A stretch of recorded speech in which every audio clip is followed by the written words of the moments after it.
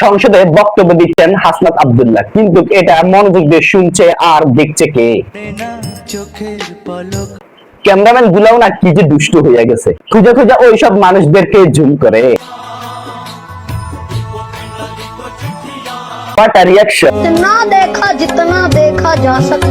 এই সেই আমাদের রুবিন ফারহানা, যে এক সময় বলতেন হাসনাত আব্দুল্লাহ, সে যে এনসিপিতে গিয়ে গলার লক ফুলিয়ে আমাকে আওয়ামী লীগ বিষয়ক সম্পাদক বললো। শুধু এই না, আরো কঠিন ভাবে অপমান করেছেন। আজকে আমি একটা ডাকাতের মতন চেহারার ছেলেকে দেখলাম একই ভাষায় কথা বলতে।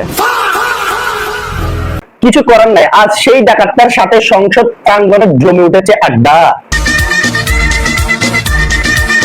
আহা কি খুশি! আসলে প্রত্যেকটি সার্কেলে এমন কিছু জোড়া দেখা যায় যে একজন আরেকজনকে বাইরে ইচ্ছা মতো ধুয়ে দেয়। ফারহানা, যিনি হাসিনার কাছে ফ্ল্যাটের জন্য আবেদন করেছেন, ডাকাতের মতন চেহারার ছেলেকে দেখ, কিন্তু ভিতরে ভিতরে বড়ই মিল আর মহব্বত। ভালো আছো, হাই কেমন আছো? যাক, রাজনীতিতে মত পার্থক্য থাকতেই পারে, কিছু ঝামেলা হতেই পারে, কিন্তু সবার মধ্যে একটু ভালো সম্পর্ক থাকবে, এটাই তো আমরা চাই। কেউ কষ্ট পেয়ে থাকেন, ডেফিনেটলি আমি দুঃখিত। তাদের মতো গুণী মানুষগুলো যদি একসাথে হয়ে কাজ করে, তাহলে দেশের উন্নয়ন তো কামনা করাই যায়।